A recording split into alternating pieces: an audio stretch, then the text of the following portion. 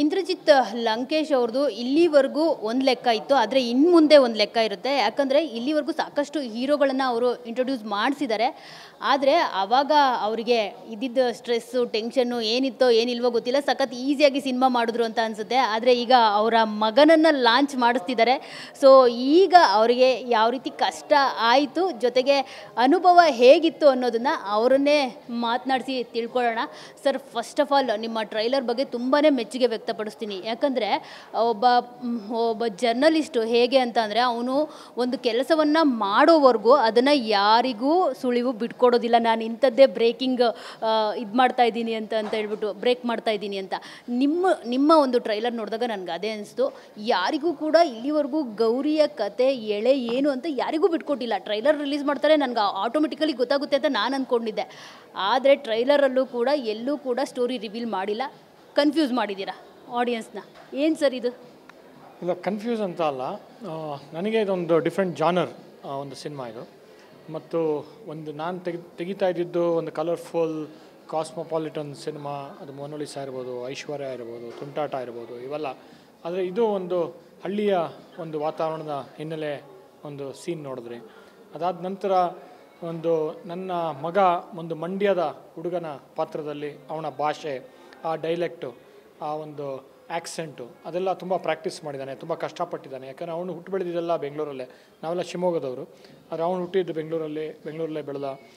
ಅದಾದ ನಂತರ ಇವತ್ತು ಫಸ್ಟ್ ಸಿನಿಮಾನಲ್ಲೇ ನಾನು ಅವನಿಗೆ ಬೇರೆ ಆ್ಯಕ್ಸೆಂಟ್ ಕೊಟ್ಟು ಮಂಡ್ಯದ ಭಾಷೆ ಕೊಟ್ಟಾಗ ಅದನ್ನು ರಿಹರ್ಸಲ್ಲು, ಒಂದು ವರ್ಕ್ಶಾಪು ಪ್ರಾಕ್ಟೀಸ್ ಮಾಡಿದ್ದಾನೆ. ತುಂಬ ಅದಕ್ಕೆ ನ್ಯಾಯ ಒದಗಿಸಿದ್ದಾನೆ ಅಂದ್ಕೊಂಡಿದ್ದೀನಿ. ಮತ್ತು ನನಗೆ ಒಂದು ಡಿಫ್ರೆಂಟ್ ಜಾನರ್ ಇರೋದ್ರಿಂದ ಖುಷಿ ಕೊಟ್ಟಿದೆ. ಮತ್ತು ಟ್ರೈಲರ್ ಯಾವತ್ತೂ ನೀವು ಇಡೀ ಒಂದು ಎಳೆಯನ್ನು ಬಿಟ್ಕೊಟ್ಟಾಗ ಏನಾಗುತ್ತೆ, ಒಂದು ಆಡಿಯನ್ಸ್ ಕನ್ಕ್ಲೂಷನ್ಗೆ ಬಂದುಬಿಡ್ತಾರೆ, ಓ ಕತೆ ಇದೆ ಅಂತ. ಆದರೆ ಅದನ್ನು ಕನ್ಕ್ಲೂಷನ್ಗೆ ಬರದೇ ಇರೋ ಹಾಗೆ ಕುತೂಹಲ ಹುಟ್ಟಿಸೋದಕ್ಕೆ ನಾವು ಟ್ರೈಲರ್ ಮಾಡೋದು. ಸಿನಿಮಾ ನೋಡಿಬಿಟ್ಟು ಏನು ಕತೆ ಮತ್ತು ಯಾವ ಥರ ಎಂಡ್ ಆಗುತ್ತೆ. ಮತ್ತು ಆಡಿಯನ್ಸ್ ಯಾವಾಗಲೂ ಸಿನಿಮಾನಲ್ಲಿ ಏನು ಮಾಡ್ತಾರೆ ಅಂದರೆ, ಪ್ರತಿಯೊಂದು ಸೀನನ್ನು ಗೆಸ್ ಮಾಡ್ತಾ ಇರ್ತಾರೆ. ಹೀಗಾಗ್ಬೋದು, ಈ ಥರ ಟ್ವಿಸ್ಟ್ ಆಗ್ಬೋದು ಅಂತ. ಅವರ ಗೆಸ್ಸು ಕರೆಕ್ಟ್ ಆಗಿಬಿಟ್ರೆ ಅವ್ರಿಗೆ ಇಂಟ್ರೆಸ್ಟ್ ಅನಿಸಲ್ಲ. ಅವ್ರ ಗೆಸ್ಟಿನ ಒಂದು ಟ್ವಿಸ್ಟ್ ಆಗಬೇಕು, ಆವಾಗಲೇ ಅವ್ರಿಗೆ ಇಂಟ್ರೆಸ್ಟಿಂಗ್ ಅನಿಸೋದು. ಸೊ ಆ ಹಿನ್ನೆಲೆಯಲ್ಲಿ ಒಂದು ಟ್ರೈಲರ್ ಮಾಡಿದ್ದೀನಿ. ಮತ್ತು ಸಿನಿಮಾ ಕೂಡ ತುಂಬ ಒಂದು ಪ್ರಾಮಾಣಿಕವಾಗಿ ಒಂದು ಕಥೆಯನ್ನು ಹೇಳೋದಕ್ಕೆ ಪ್ರಯತ್ನ ಮಾಡಿದ್ದೀನಿ, ಒಂದು ಒಳ್ಳೆ ಮೆಸೇಜ್ ಕೊಡೋಕ್ಕೆ ಪ್ರಯತ್ನ ಮಾಡಿದ್ದೀನಿ. ಅದೇ ಒಂದು ಹಿನ್ನೆಲೆಯಲ್ಲಿ ಒಂದು ಮನೋರಂಜನೆ ಮತ್ತು ಎಮೋಷನ್ಸು ಮತ್ತು ಮ್ಯೂಸಿಕ್ಕು ಇದಕ್ಕೆಲ್ಲ ಎಷ್ಟು ನ್ಯಾಯ ಒದಗಿಸ್ಬೇಕು ಅದನ್ನೆಲ್ಲ ಮಾಡಿದ್ದೀನಿ. ಸರ್, ನಾನು ಯಾಕೆ ಕನ್ಫ್ಯೂಷನ್ ಅಂತ ಅಂದಿದ್ದು ಅಂತಂದರೆ, ಇಲ್ಲಿ ಸಮರ್ಜಿತ್ ಅವರನ್ನು ಗೌರಿ ಪಾತ್ರದ ಮೂಲಕ ಆ್ಯಸ್ ಎ ಸಿಂಗರ್ ಆಗಿ, ಆ್ಯಸ್ ಎ ರೈತನಾಗಿ ತೋರಿಸಿದ್ದೀರಾ. ಸೊ ಅದಕ್ಕೆ ಕನ್ಫ್ಯೂಷನ್ ಅಂತ ಅಂದಿದ್ದು. ಏನಾಗಿರ್ತಾರೆ ಆ್ಯಕ್ಚುಲಿ ಅನ್ನೋ ಒಂದು ಸುಳಿವೇ ಕೊಟ್ಟಿಲ್ಲ ನೀವು. ಇಲ್ಲ, ತುಂಬ ಕಷ್ಟಪಟ್ಟಿದ್ದಾನೆ ಈ ಪಾತ್ರಕ್ಕೆ. ಯಾಕೆ ಅಂತಂದರೆ ಅದು ಸುಲಭವಾಗಿ ಮಾಡೋ ಅಂಥ ಪಾತ್ರ ಅಲ್ಲ. ಅದು ನೀವು ಸಿನಿಮಾ ನೋಡಿದಾಗ ಗೊತ್ತಾಗುತ್ತೆ. ಯಾಕೆ ಅಂತಂದರೆ ಅವನಿಗೆ ಒಂದು ಅಂಶ ಇವಾಗ ಹೇಳಿಬಿಟ್ರೆ ಕತೆ ಗೊತ್ತಾಗುತ್ತೆ. ಆದರೆ ಆಡಿಯನ್ಸ್ ಆಗಿ ನೋಡಿದಾಗ ಯಾಕೆ ಇವನು ಈ ಥರ ಬಿಹೇವ್ ಮಾಡ್ತಾನೆ, ಈ ಥರ ಆ್ಯಕ್ಟ್ ಮಾಡ್ತಾನೆ ಅನ್ನೋದಕ್ಕೆ ನೀವು ಸಿನಿಮಾ ನೋಡಬೇಕು. ಆ ಒಂದು ಸಿನಿಮಾ ನೋಡಿದಾಗ ಗೊತ್ತಾಗುತ್ತೆ ಈ ಪಾತ್ರಕ್ಕೆ ಎಷ್ಟು ಕಷ್ಟಪಟ್ಟಿದ್ದಾನೆ. ಮತ್ತು ಸಣ್ಣ ಅಂಶನೂ ಯಾವ ಥರ ಅವನೇ ನಾನು ಮಾಡಿಲ್ಲ.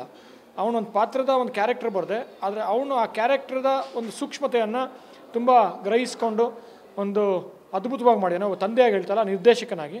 ಆವಾಗ ನನಗೂ ಒಂದು ಇನ್ಸ್ಪೈರ್ ಆಗಿ ಇವನೇ ಈ ಥರ ಮಾಡ್ತಾ ಇರ್ಬೇಕಾದ್ರೆ ನಾನು ಒಬ್ಬ ನಿರ್ದೇಶಕನಾಗಿ ಏನು ಮಾಡ್ಬೋದು ಅನ್ನೋದು ನಮಗೆ ಒಂದು ಸ್ಫೂರ್ತಿ ನೀಡುತ್ತೆ. ಅದಕ್ಕೋಸ್ಕರ ಈ ಒಂದು ಎಂಥ್ಯೂಸಿಯಾಸಮು ಈ ಏಜಲ್ಲೂ ನಾವು ಆ ಒಂದು ಛಲನ ಇಟ್ಕೊಂಡು ಮಾಡ್ತಾ ಇರೋದು. ಯಾಕೆ ಅಂತಂದರೆ ಆ ಒಂದು ಯುವ ಪ್ರತಿಭೆಗಳು ಅವರು ತೋರಿಸೋ ಛಲ, ಅವ್ರು ತೋರಿಸೋ ಒಂದು ಸೂಕ್ಷ್ಮತೆ ಮತ್ತು ಪಡೋವಂಥ ಒಂದು ಹಾರ್ಡ್ ವರ್ಕು ಇದೆಲ್ಲ ನನಗೂ ಇನ್ಸ್ಪೈರ್ ಮಾಡಿದೆ. ಮತ್ತು ಇಡೀ ತಂಡದ ಒಂದು ಶ್ರಮ ಇದೆ ಮತ್ತು ಅದ್ಭುತವಾಗಿ ಮೂಡಿ ಬಂದಿದೆ ಸಿನಿಮಾ. ಸರ್, ಎಷ್ಟೋ ತರಲೆಗಳನ್ನು ನೋಡ್ಕೊಂಬಂದ ತಲ್ಮಾರ್ ನಮ್ಮದು ಅನ್ನೋ ಒಂದು ಡೈಲಾಗ್ ಇದೆ. ನನಗೆ ಆ ಡೈಲಾಗ್ ನೋಡಿದ ತಕ್ಷಣ ನಿಮಗೆ ಕೇಳಬೇಕು ಅಂತ ಅನ್ನಿಸ್ತು. ನಿಮ್ಮ ಲೈಫ್ನಲ್ಲಿ ಎಷ್ಟು ತಲ್ವಾರ್ಗಳನ್ನ ನೋಡಿದ್ದೀರಾ ಅಂತ. ಯಾಕಂದರೆ ಬೇರೆಯವ್ರಿಗೆ ಅರ್ಥ ಆಗುತ್ತೋ ಇಲ್ವೋ, ಇದು ಪತ್ರಿಕೋದ್ಯಮದವ್ರಿಗೆ ಅರ್ಥ ಆಗುತ್ತೆ. ಯಾಕಂದರೆ ಪತ್ರಕರ್ತರು ಸ್ಪೆಷಲಿ ಹಿಂದೆ ಅವರು ಎಷ್ಟು ಅವ್ರಿಗೆ ಬ್ಲ್ಯಾಕ್ ಮೇಲ್ಸ್ ಬಂದಿರುತ್ತೋ ಹೇಳೋದಕ್ಕೆ ಆಗೋದಿಲ್ಲ. ಇಲ್ಲ, ನಮ್ಮ ತಂದೆನೂ ತುಂಬ ಹೋರಾಟ ಮಾಡಿಕೊಂಡೇ ಬಂದಿದ್ದು. ಒಬ್ಬ ಹಳ್ಳಿಯಿಂದ ಬಂದು ಒಂದು ಬೆಂಗಳೂರಿನಲ್ಲಿ ಒಂದು ಪೆನ್ ಮೂಲಕ ಒಂದು ಸರ್ಕಾರವನ್ನೇ ಬೀಳಿಸೋದಂಥ ಒಬ್ಬ ಪತ್ರಕರ್ತ ಪಿ ಲಂಕೇಶು. ನಾನು ಹುಡುಗನಾಗಿದ್ದಾಗ ಹಲವಾರು ಥ್ರೆಟ್ ಕಾಲ್ಸ್ ಅವ್ರಿಗೆ ಬರ್ತಾಯಿದ್ದು, ಫೋನ್ ಕಾಲ್ಸ್ಗಳು ನಾನು ರಿಸೀವ್ ಮಾಡಿದ್ದೀನಿ. ಮತ್ತು ಅದನ್ನೆಲ್ಲ ಅವ್ರು ಕೇರು ಮಾಡಲಿಲ್ಲ, ಯಾವತ್ತೂ ಒಂದು ಬಾಡಿ ಗಾರ್ಡ್ ಇಟ್ಕೊಳ್ಳಿಲ್ಲ. ಮತ್ತು ಒಂದು ಸತ್ಯ ಬರೀಬೇಕಾದ್ರೆ ನಿಮಗೆ ಯಾವುದೋ ಬಾಡಿ ಗಾರ್ಡು ಅಥವಾ ಯಾವುದೇ ಸುರಕ್ಷತೆ ಬೇಕಾಗಿಲ್ಲ ಅನ್ನೋರು. ಯಾಕಂದರೆ ಪ್ರಾಮಾಣಿಕವಾಗಿ ಒಂದು ಪತ್ರಕರ್ತ ಯಾವುದೇ ಕಾಂಪ್ರಮೈಸ್ ಮಾಡದೆ ಒಂದು ಪೆನ್ನನ್ನೇ ನಂಬ್ಕೊಂಡು, ಒಂದು ಸಾಹಿತ್ಯನ ನಂಬ್ಕೊಂಡು, ಒಂದು ಪತ್ರಿಕೋದ್ಯಮನ ನಂಬ್ಕೊಂಡು ಜೀವಿಸಿದ ಲಂಕೇಶು. ಅದ ನಂತರ ನಾನು ಒಂದು ಪತ್ರಿಕೋದ್ಯಮದಲ್ಲಿ 30 ವರ್ಷ ಆಯಿತು. ಆದರೆ ಆವಾಗಿನ ಪತ್ರಿಕೋದ್ಯಮ ಮತ್ತು ಇವಾಗಿನ ಪತ್ರಿಕೋದ್ಯಮ ತುಂಬ ವ್ಯತ್ಯಾಸ ಇದೆ.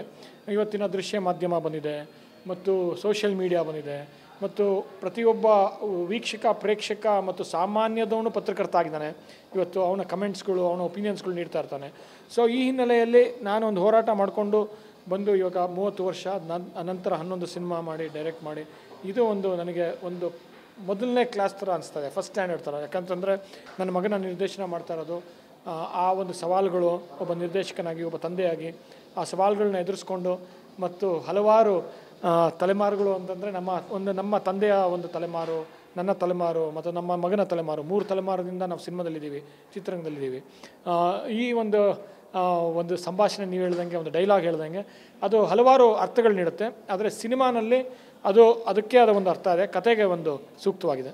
ಸರ್, ಪತ್ರಕರ್ತನಾಗಿ ನಾನು ಕಾಣಿಸ್ಕೊಂಡಿದ್ದಾರೆ ಗೌರಿ. ಅಂದರೆ ಗೌರಿ ಪಾತ್ರ ನನಗೆ ಒಬ್ಬ ಪತ್ರಕರ್ತನ ನೆನಪಿಸ್ತು. ಯಾಕಂದರೆ ಪತ್ರಕರ್ತನ ಒಂದು ಕೆಲಸ ಏನು, ಪ್ರಶ್ನೆ ಮಾಡೋದು ಸ್ಪೆಷಲಿ.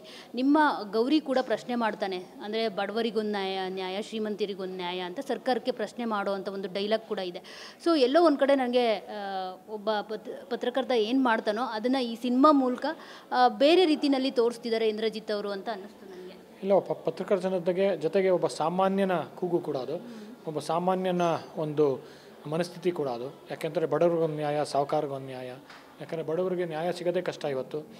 ಆ ಒಂದು ಹಿನ್ನೆಲೆಯಲ್ಲಿ ಅವನ ಒಂದು ಸಂಭಾಷಣೆ, ಆ ಒಂದು ಡೈಲಾಗು ಮತ್ತು ಅವನೊಬ್ಬ ಸಾಮಾನ್ಯದ ಕುಟುಂಬದಿಂದ ಬಂದಿರೋಂಥ ಒಂದು ಕ್ಯಾರೆಕ್ಟರು.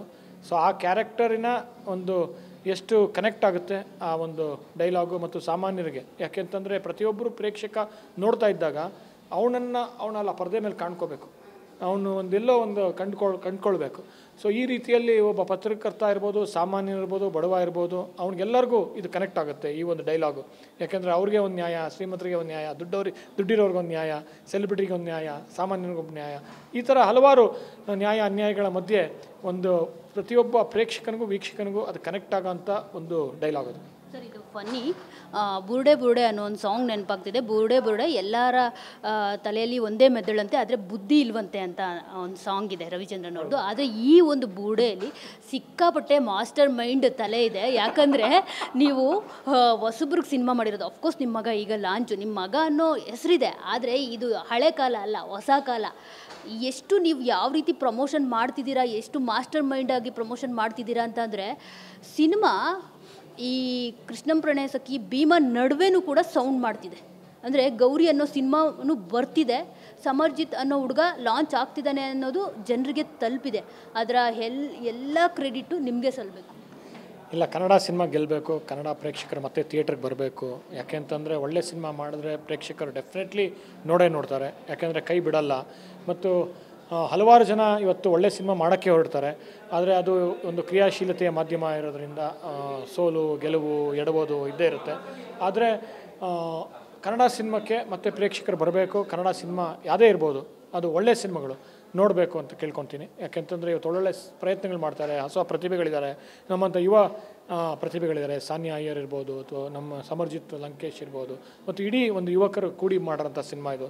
ಒಂದು ದೊಡ್ಡ ತಾರೆಗಳಿದ್ದಾರೆ. ಆದರೆ ಅವ್ರ ಮಧ್ಯೆ ಯುವಕರು ಮತ್ತು ಮುಖ್ಯವಾಗಿ ಕನ್ನಡಿಗರು, ಪ್ರತಿಯೊಬ್ಬರು ಯುವಕರು ಕನ್ನಡ ಪ್ರತಿಭೆ, ಕರ್ನಾಟಕದ ಪ್ರತಿಭೆ, ಕನ್ನಡಿಗರು. ಸೊ ಇವರಿಗೆ ನಾವು ಬೆನ್ನು ತಟ್ಟಬೇಕು, ಎನ್ಕರೇಜ್ ಮಾಡಬೇಕು. ಯಾಕೆಂದರೆ ನಾನು ಸಾಕಷ್ಟು ಈಗಾಗಲೇ 20 ವರ್ಷ ಆಯಿತು, 21 ವರ್ಷ ಆಯಿತು ಸಿನಿಮಾಗೆ ಬಂದು. 24, ನನಗೆ ಗೊತ್ತಿಲ್ಲ ಎಷ್ಟು ವರ್ಷ ಆಯಿತು ಅಂತ. 24 ವರ್ಷ ಆಯಿತು. 20 ವರ್ಷ ಮೋನಲ್ಲಿ ಸಾಮಾನ್ಯ ಸೆಲೆಬ್ರೇಟ್ ಮಾಡಿದ್ವಿ.